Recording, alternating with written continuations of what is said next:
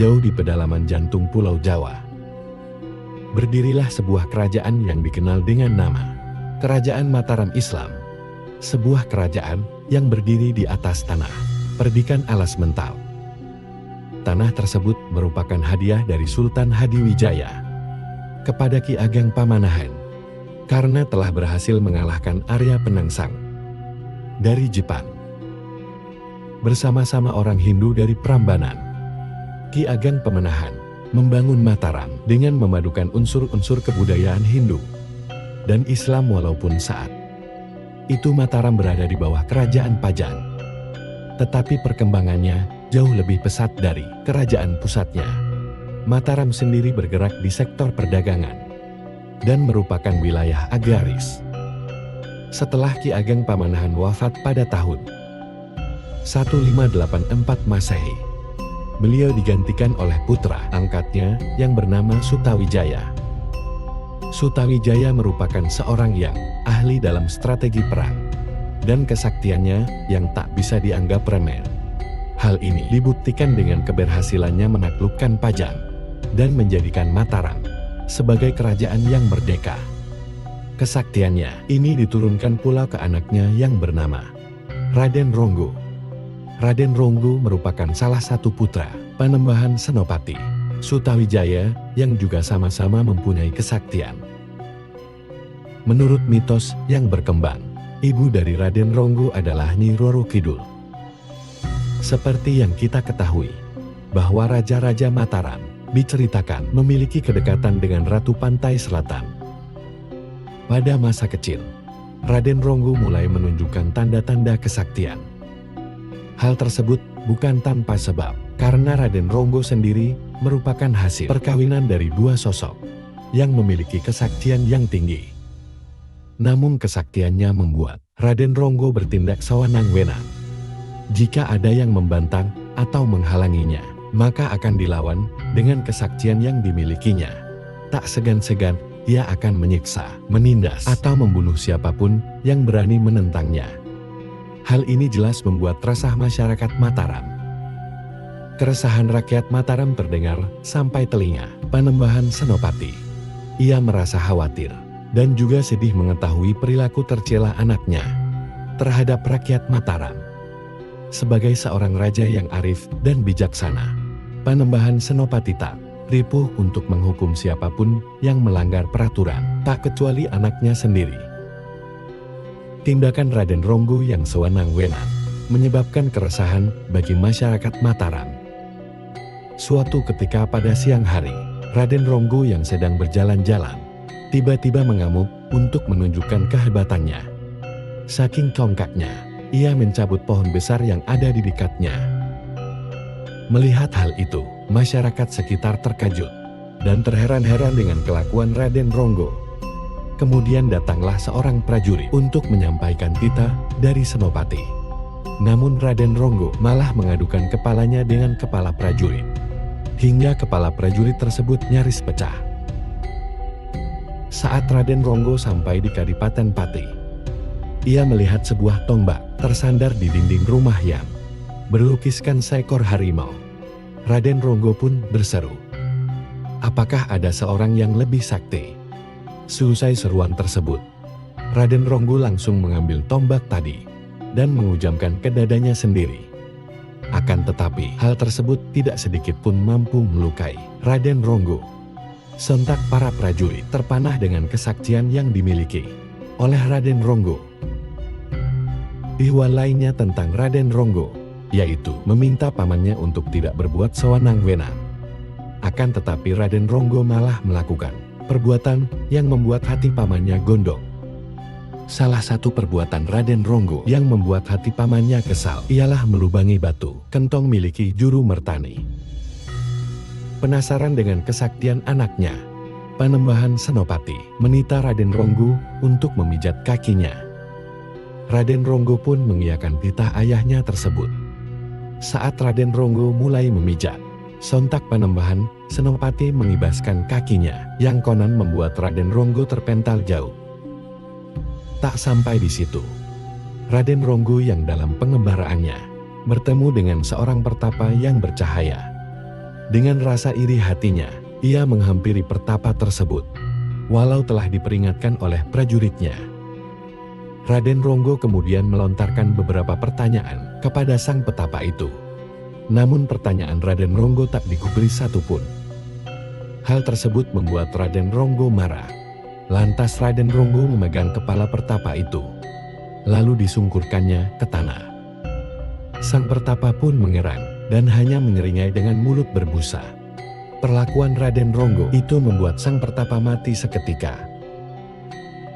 Banyaknya tindakan kenakalan yang dilakukan oleh Raden Ronggo membuat ia dianggap bersalah oleh kerajaan Mataram. Oleh karena itu, Panembahan Senopati kemudian memberikannya hukuman. Hal tersebut berupa pertarungan melawan ular naga. Ular naga tersebut telah banyak memakan korban di desa Patalan Bantul, salah satu desa yang terletak di Jalan Parangtritis. Dalam pertarungan tersebut, Raden Ronggo tidak kuasa mengendalikan ular naga. Lalu pada akhirnya, Raden Ronggo tidak sadarkan diri dan meninggal akibat pertarungan tersebut. Namun setelah beberapa saat, ular naga tersebut menghilang tiba-tiba tanpa diketahui masyarakat. Ternyata ular naga tersebut merupakan seekor siluman yang konon ceritanya dikirim oleh Ratu Kidul. Setelah Raden Ronggo meninggal dunia, semua kesalahan yang diperbuat semasa hidupnya dianggap impas. Kisah dari daerah istimewa Yogyakarta. Kisah ini mengajarkan untuk menuntut ilmu setinggi-tingginya. Bekalilah diri dengan ilmu yang banyak. Tapi jangan lupakan satu hal. Dengan ilmu itu, janganlah takabur dan sombong. Sebab setinggi-tingginya ilmu yang dipunyai, masih ada yang lebih tinggi lagi. Seorang yang berilmu hendaknya mengamalkan ajaran padi. Kian berisi, kian merunduk. Dengan begitu ilmu yang bisa bermanfaat bagi orang lain. Tubuhnya kekar dengan belangkon melingkar di kepalanya. Sebagai putra Panembahan Senopati, ia biasa dipanggil dengan Raden Ronggo. Ia mempunyai kesaktian berlaga, pantang menggunakan senjata. Raden Ronggo senang mengembara untuk belajar kesaktian. Namun ia seringkali menggunakan kesaktiannya pada hal yang tak berguna. Kesaktiannya hanya ditunjukkan pada orang, bahwa dirinya sebagai orang yang hebat. Sebagai laki-laki yang amat tampan, ia juga disukai banyak perempuan. Namun godaan setiap perempuan ditampiknya. Baginya perempuan hanya batu penghalang meraih kesaktian yang lebih tinggi. Siang itu, Ronggo berjalan-jalan menyusuri jalanan yang banyak ditumbuhi pohon besar. Namun betapa terkejutnya orang-orang ketika tiba-tiba saja Raden Ronggo mengamuk. Dengan wajah merah padam, dicabutnya pohon besar di dekatnya. Dan pohon besar yang ditanam kakeknya, Sultan Adiwijaya itu pun tumbang. Orang-orang berdatangan mendengar dentaman kayu besar itu. Arya Jipang telah menelusuk ke tubuh Raden. Gumam sebagai orang yang hadir. Siapa yang bilang saya kerasukan? Rupanya Raden Ronggo mendengar kumaman itu. Ditanya demikian, menunduklah orang-orang. Raden Ronggo busungkan dada, kepalanya mendongak. Panembahan Senopati segera menyuruh seorang prajuritnya untuk memanggil Ronggo di dekat pohon itu. Kemudian sang prajurit pun menyampaikan titah Senopati. Bukannya nurut, malah Raden Ronggo mengadu kepalanya dengan kepala prajurit utusan ayahnya itu, hingga kepala prajurit itu nyaris pecah. Lelaki tampan itu pun segera masuk ke Panembahan menghadap ayahnya. Ananda yang hebat dan sakti, sebaiknya Ananda tidak selalu berbuat demikian. Orang sakti itu bukan berarti selalu memamerkan kesaktiannya. Dan kesaktian itu tidak untuk disalahgunakan, kata Panembahan Senopati bijaksana. Namun dinasehati demikian, bukannya Raden Ronggo luluh, justru sebaliknya. Ditanggapinya nasihat itu dengan hati yang marah. Sudah beberapa kali Ananda pamer ilmu. Pertama, ketika datang seorang utusan dari kerajaan Banten, Ananda menghajar mereka. Ketika Ananda berada di hutan Mentau, Ananda menangkap harimau sendirian tanpa senjata. Ramanda suka punya anak yang sakti, tapi jika tidak disalahgunakan. Tapi sahut Raden Ronggo sembari menunduk. Bila itu terus berlanjut, dapat membahayakan diri Ananda.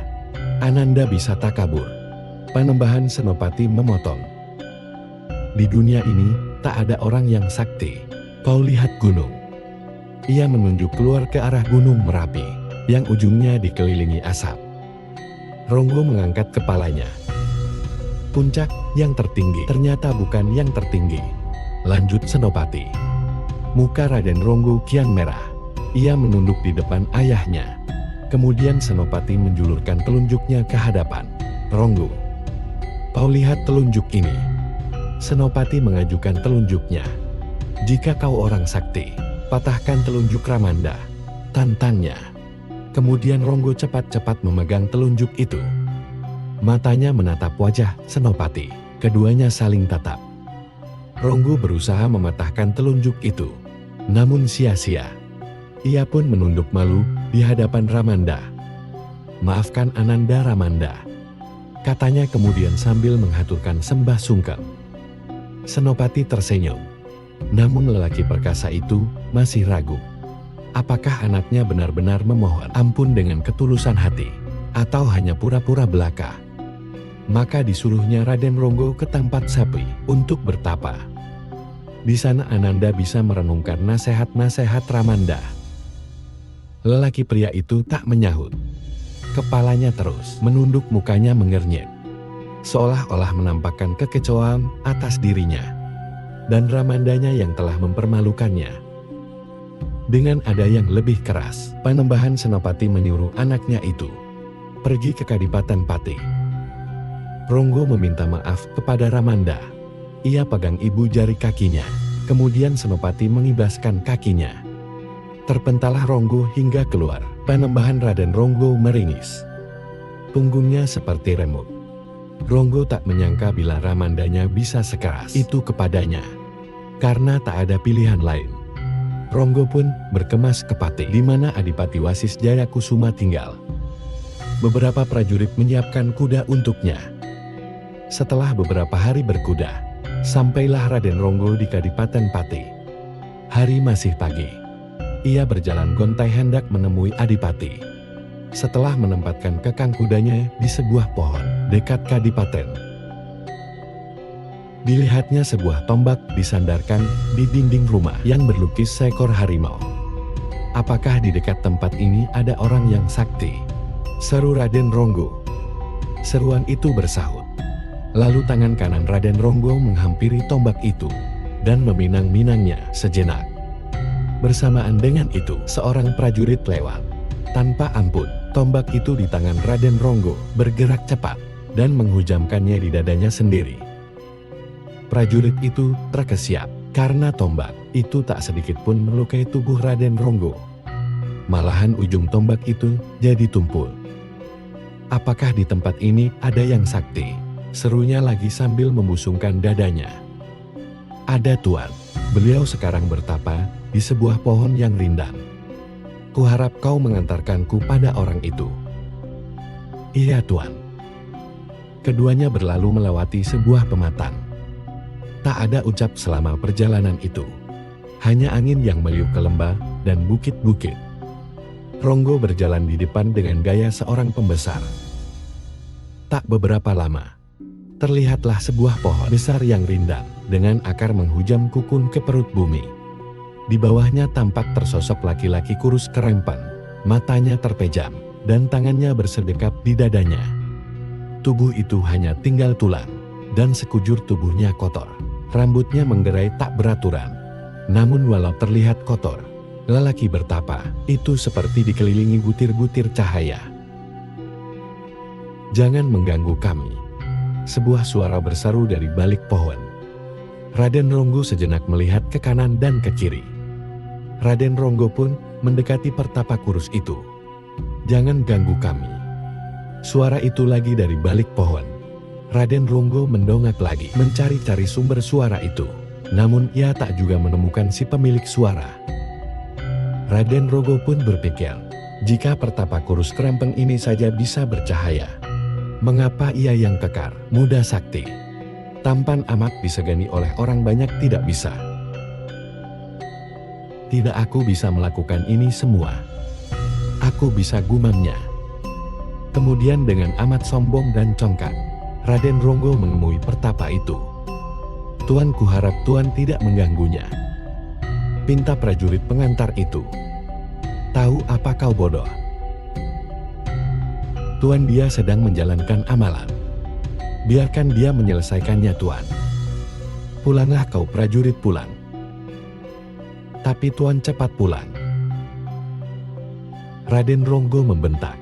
Prajurit itu pelan-pelan pergi ke tempat itu. Namun ia selalu menoleh. Ia khawatir. Jangan-jangan Raden Ronggo mengganggunya. Prajurit itu terus menyusuri setapak. Namun matanya tak lepas mengawasi tingkah Raden Ronggo. Raden Ronggo memegang kepala pertapa itu. Prajurit itu berhenti. "Kuharap Tuan tidak melakukannya," teriaknya, namun Raden Ronggo bergeming. Ronggo pun bertanya kepada pertapa itu dari mana asalnya, dan mengapa ia melakukan tapa itu. Pertapa itu tak menjawab. Ronggo pun mengulangi lagi pertanyaannya, tetapi pertapa itu tetap saja diam. Setelah sekian kali diabaikan, marahlah Raden Ronggo. Dipegangnya kepala pertapa itu, lalu dengan kekuatan penuh, ditelungkupkannya kepala itu hingga menyusur tanah. Pertapa itu pun mengerang. Ia mulai membuka matanya yang cekung. Tangannya memegang dadanya. Cahaya mengkilau di tubuhnya. Ronggo kaget. "Kau telah menganiayaku," katanya perlahan. "Pertapa bangsat," tukas Ronggo. Namun pertapa itu hanya menyeringai.